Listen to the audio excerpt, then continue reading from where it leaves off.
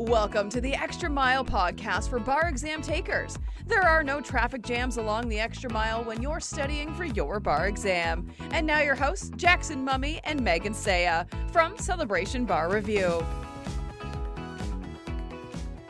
Hey everybody, welcome to episode 350 of the Extra Mile podcast for bar exam takers. This is your host, Jackson, and my co-host, Megan, taking the week off, but we are just trying to recover from what was a crazy February 2021 bar exam season.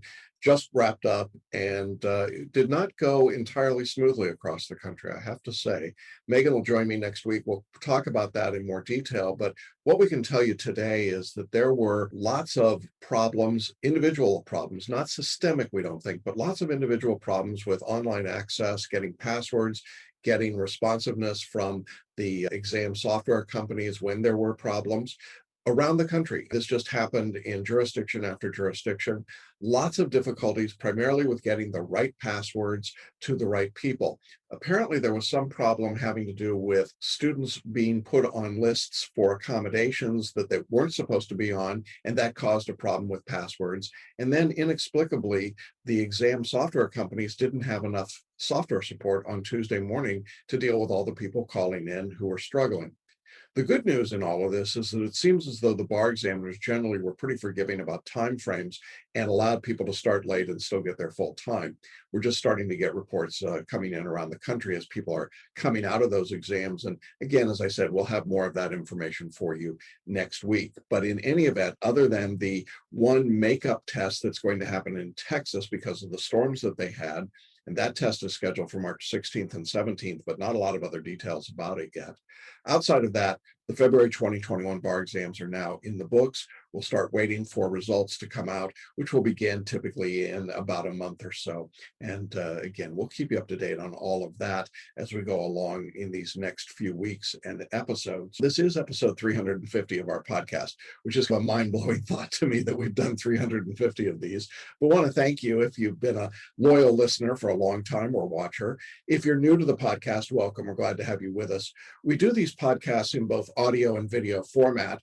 If you'd like to watch today's episode, you can go to celebrationbarreview.com/350. That's the episode number. You can watch everything. If you'd like to listen to your podcast, you can subscribe to us on Apple Podcasts, on Amazon Podcasts, on iHeartRadio, radio.com, Spotify, just about any place that podcasts are syndicated. So make sure you check that out as well.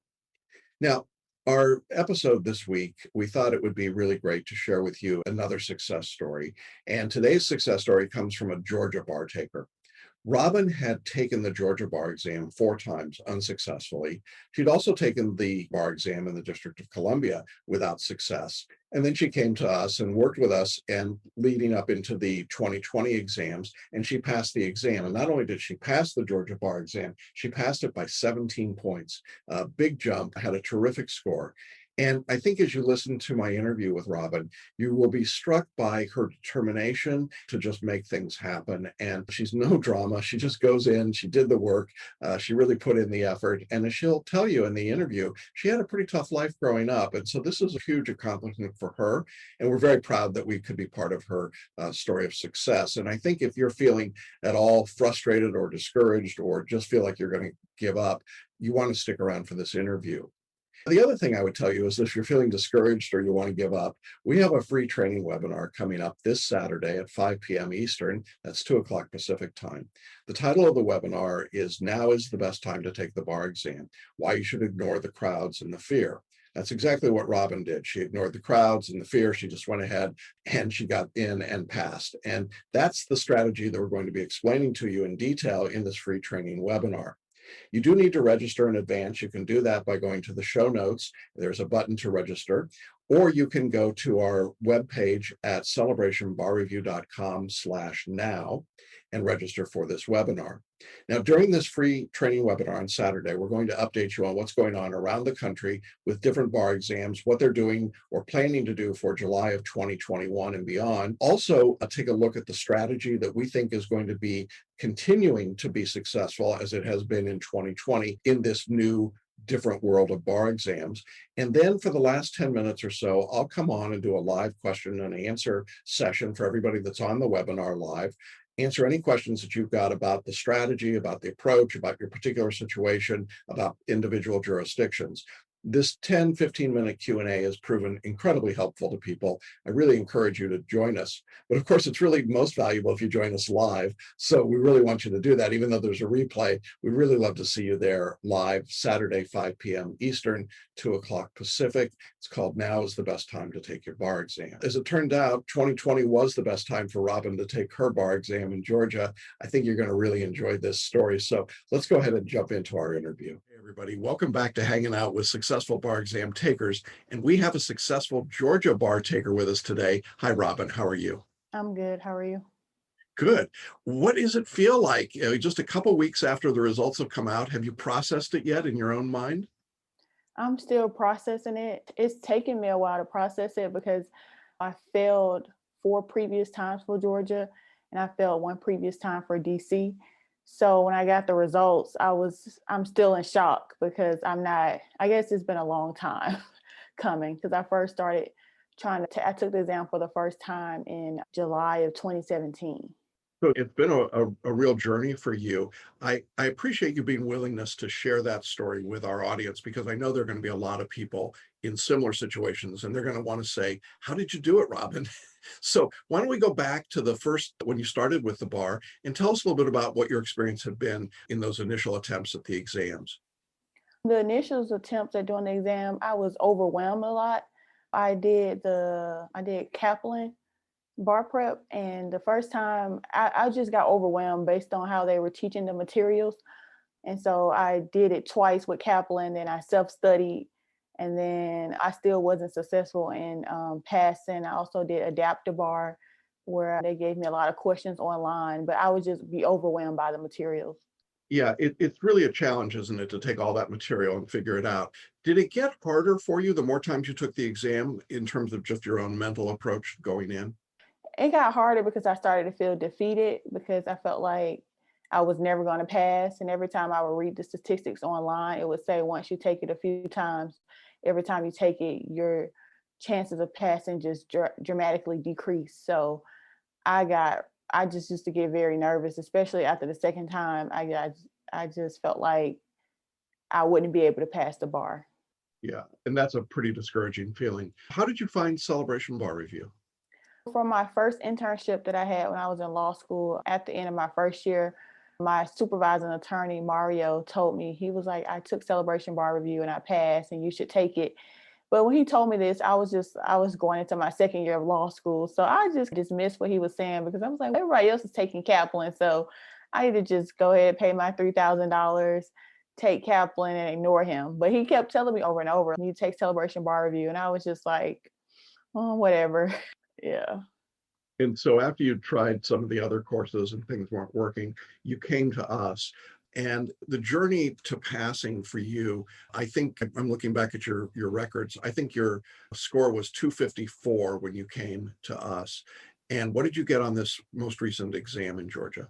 I got a 271. Wow, that's fabulous. Congratulations. That's a 17-point jump.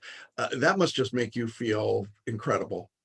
Very incredible, because even though this time around it was open notes for the essays, I didn't look at any of my notes because I was afraid that if I looked, I would just get distracted versus what I know versus trying to synthesize what I'm seeing. So I feel really good because I wrote my essays exactly how you told me to write them, where you first identifying the issues and then to look at everything in terms of opposite and make small paragraphs based on that. I watched that video that you put up. I watched it twice because I was like, I have to get this down packed. And once I was able to see everything in terms of opposites, I was able to make better arguments because I was like, okay, even if I don't know the law, what's the opposite way of arguing this? And that's a big difference. I'm assuming that when you first took the bar, you used issue spotting and IRAC writing. Is that correct? And so what's the difference in your mind? Because I know a lot of people are going to ask, they started with IRAC writing or issue spotting. What's the difference between that and the writing style that you learned from us? I would say the difference is your strategy is more specific for the test because you're under time constraints, and your writing your style of writing aligns with the way the rubric is for grading, because you have to be able to spot the issues and make all the arguments within a allotted amount of time. And I feel like IRAC, it's a good way of writing if you're in law school and you have a lot of time and the teacher is more grading for, I don't know, the context of the course. But for the context of the test, I feel like your way of writing is better. That's great. Now, for those in our audience that don't know, Georgia did a lot of things very differently in October of 2020. They went online, and then they changed the number of essays from 4 down to 3. And then the big change, I think, and tell me if you agree, was they went from 45 minutes for each essay down to 30 minutes. What did you think of that? It was hard. I can't lie. It was a lot. But the thing that helped me was I didn't go and look for materials. Like I put my books on a table, but I left a lot of books out because I was just nervous. And when I was going to look at the books, open them up, something was just like, don't open the books. Just don't open up the books at all. Just trust what you know. And I think that helped me out a lot, because since you only had 30 minutes, my 30 minutes were spent just reading the prompt and then using your way of writing the essays to complete them and looking at things in terms of opposites and writing separate paragraphs. And that helped a lot, because even when I didn't know the law, I could say, okay, what's the opposite of this? What's the counter argument? And I was able to write that down. Now, another part of the exam in Georgia was the performance test. Can you talk a little bit about what that was like to do it online?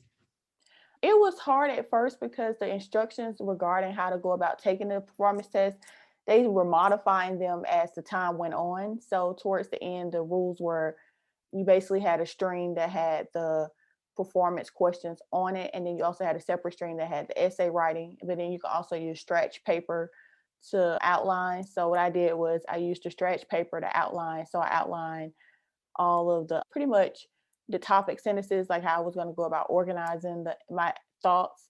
And then once I was able to organize all the topic sentences and headers on my paper, then I used that to start writing.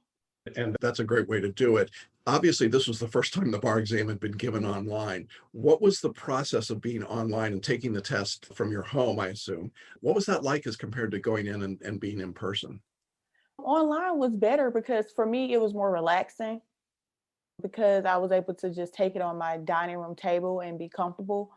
But the part that wasn't as good was if you like stretching out stuff, if you're doing multiple choice to stretch out the wrong answers, if you're doing an essay, if you like to just have a lot of papers around, that was hard. But what makes it easier is just focusing on a strategy and not necessarily focusing on, do I have all the papers? Just focus on the strategy. Yeah, I think that definitely is wisdom. Did your computer work okay? When was the tech part of the exam all right for you? Yes, my computer worked okay. And then another thing about taking it at home, it was later in the day. So it wasn't at 8 o'clock in the morning. I forgot what time it started, but it was at a good time where you don't feel like you were up too early. Yeah, as I recall, it was like 10 a.m. to 2 p.m. and it was not really horrible days. So that was really a nice part. And certainly nice to not be in a room with a lot of other people, wasn't it? Yeah, it was nice. You don't have to worry about people coughing or sneezing. You by yourself. Yeah, absolutely. And then the last part of the exam were the 100 multiple choice questions. Now, Georgia's interesting in that you have to hit a certain threshold on the multi-state or the multiple choice in order to even get your essays read. So for you, what was the multiple choice online like? How did that process go? I made a 120 on the multiple choice online. I think the threshold score may be like a 115, 116 or something. It was hard for me, the multiple choice, because I never really been good at multiple choice, but I kind of knew coming into the exam that I needed to focus more on making sure my essays were high, that I got a high score on them. Yeah, and obviously with that score in the multiple choice questions, that is a really good essay score that you got. Let's talk a little bit about how you studied and prepared going into this exam, because of course Georgia had planned to give the exam in July and then they postponed, and then there were all the changes and the problems with proctoring. What was the process like for you? It was stressful at first because the dates kept changing, and then as the dates were changing, then it was like, okay, if it's not in person and it's online, if it's online, do we have stretch paper or not? But what I would try to do is whenever the dates would postpone, I would just give myself like a quick mental break from studying, just like a day or two. So that way I wouldn't be too overwhelmed. But I would say that your messages that you would send out every day were really good. It reminded me of the messages Joel Osteen sends out every day, where he encourages people to keep going. So I remember the days where I would feel like, I don't know what's going on. I would get a message and it'll be like, just keep the faith, keep going, just do a little bit each day. And that helped me because at times I just wanted to give up because I was just like, this is impossible. Like I failed it 4 times. It's the 5th time is going to try to be the charm, but I didn't feel like I could pass. Yeah, and that's one of the big things and the big challenges I think that any repeat bar taker has to face, isn't it? Is that internal sort of the doubts and the fears that come up and grab you. And as things were spiraling out of control with COVID and social justice issues and the exam being pushed back, it all had to feel a little overwhelming. Yes, it was very overwhelming from all the protests that were taking place to a lot of stuff being closed down and just not being able to go to traditional places to study. It forced me to study at home, but it also forced me to just focus more because I could focus on coronavirus and the social justice issues, but something inside of me was just like, okay, just don't get distracted. Just keep studying, keep focusing on the exam. And were you working while you were studying or studying full time? What was your week? I actually had lost my job in May. And so when I lost my job in May, I was able to get on unemployment, and the unemployment was able to sustain me while I was studying for the bar. So I would occasionally do a little doc review projects, but for the most part, especially when it got towards September, I didn't work. I just focused on passing the exam, and being on unemployment helped me. Well, it's obviously got to feel a lot better being a member of the bar now in terms of employment prospects, right? Yes, it feels much better in terms of now I can look for a real job. When the exam was over and you knew you had some period of time to wait after the exam and you'd taken it before unsuccessfully, what was your thought process after the test? What were you thinking to yourself about the process? I just kept telling myself, even if I fail, I was going to try again in February. So I told myself that because I didn't want to tell myself I passed and I didn't pass and I have to go through the whole process of just being disappointed. So I kept telling myself, no matter what, you're not going to give up. You're going to take it again in February. You're not going to give up. You're not going to give up. I think that's so important to hear. When the exam results came out, and we didn't get much warning, it was just like they're coming and they're here. Can you tell me what that process, as you start to go, I guess it was an online notification from the examiners. Tell us a little bit about that day and getting your results and what happened. Yeah, that day I was literally just laying in my bed. I had just woken up around like 11, and one of my friends who took the bar exam texted me. She was like, the results are out.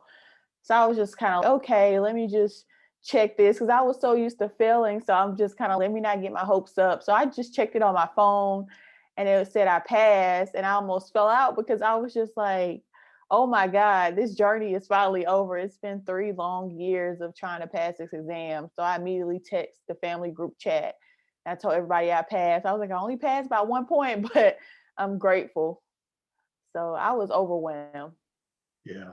Yeah. And we're so proud of you. And you passed by 1 point, but your jump was so big that it really was an extraordinary result for you. I know that there are, as I said, lots of people who will be watching us today who are in a similar situation with taking and failing the exam and feeling like they want to give up. What advice would you have for them, Robin? I would say the first advice I have is if you have a religion, rely on your religion in terms of faith.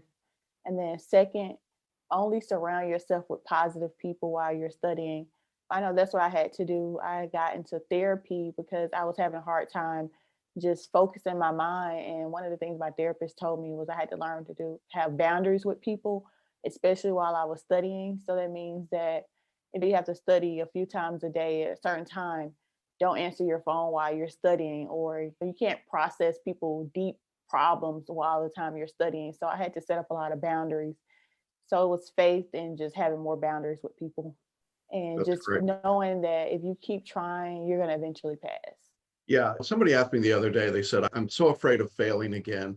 And I said to them that in all of these conversations I've done, I don't think I've ever had anybody say after they passed, it wasn't worth it. Would you agree it was worth it, even with the It was long worth it. I'll do it all again. I wouldn't want to do it all over again for 3 years, but if I can get the same feeling I have now, I would do it over. Yeah, that's such a valuable piece of advice, I think, to have for folks.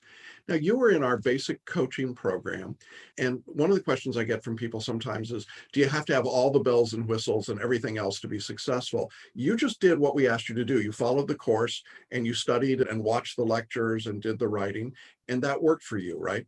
Yes. Yeah. And I think it's important to point that out to people that you didn't have to buy the most expensive course to get the result that you I wanted. couldn't So afford it at that time. I had just enough money for the basic course. yeah, yeah. And did you participate in the group coaching calls or in the Facebook group? I would see the messages people would post in a Facebook group, and I would read some of them, especially if they were encouraging or motivational. I would read them, but I mostly just self-studied with the materials. Yeah, and you had a syllabus, and so you just followed the assignments that we gave you and the time frames for each assignment, right? Yeah. So what's next on the horizon for you? Now, with passing the bar, what happens next? I want to be a civil litigator.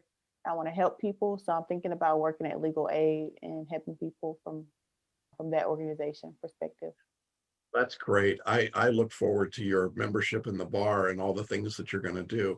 I often say that the people that succeed on the bar, when it doesn't come easy, first time when you pass, those are actually the best lawyers because they have demonstrated that willingness to stick to it and stay with it and persevere. You feel like you've learned something in this process about yourself? I learned that I'm resilient. At first, I didn't think I was as resilient. Like I grew up pretty rough, but in terms of I grew up in a single parent household and my dad was incarcerated. So my whole life I had to pretty much I had to learn everything on my own. I was the first generation person in my family to go to law school. And so I've been able to break a lot of barriers in my family. And so when I felt the bar 5 times, I felt defeated, but I knew deep down inside I had a calling to be a lawyer. And so every night when I would go to sleep, I would be overwhelmed, but I would just tell myself, I'm meant to be a lawyer. I'm meant to be in this profession. I'm going to pass the bar exam. So after I passed, it showed me that I'm still resilient, because for a while I didn't think I still had the resiliency in me because I had already went to Emory.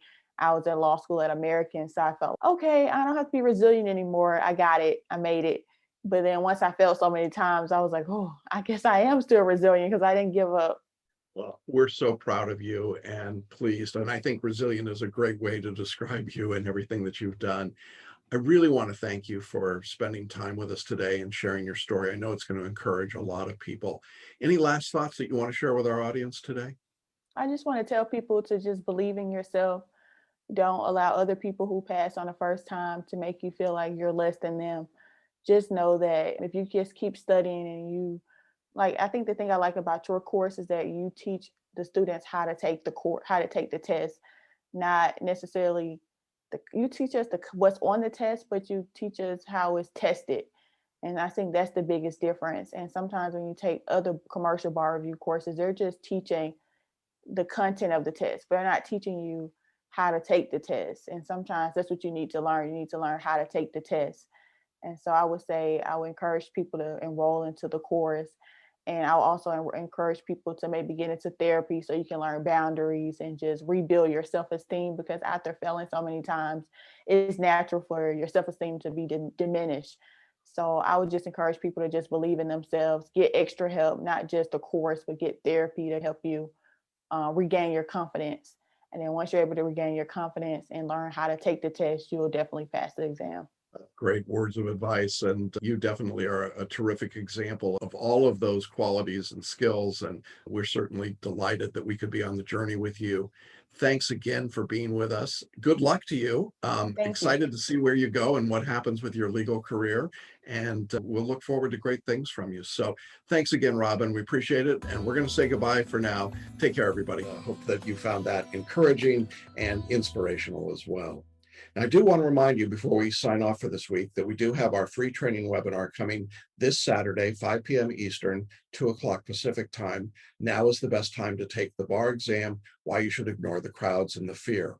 It's free to you, but you do need to register. So make sure you go to celebrationbarreview.com/now or you can register by clicking on the button in the show notes for either the video or the audio version of today's podcast. And then we'll see you Saturday, and I'll be doing that live Q&A to answer any questions that you might have about what's coming up in July 2021 and beyond, as best we can tell, going into this new season.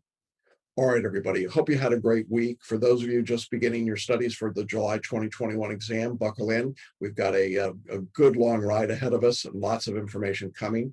My co-host Megan will be joining me next week, and we'll be talking about everything that we know from the February 2021 bar exams as students came out of those tests. We'll recap that for you, and we'll give you a look ahead into the July exams. So glad to have you with us. We'll see you again next week along the Extra Mile. Thanks for listening and watching the Extra Mile podcast for bar exam takers at celebrationbarreview.com.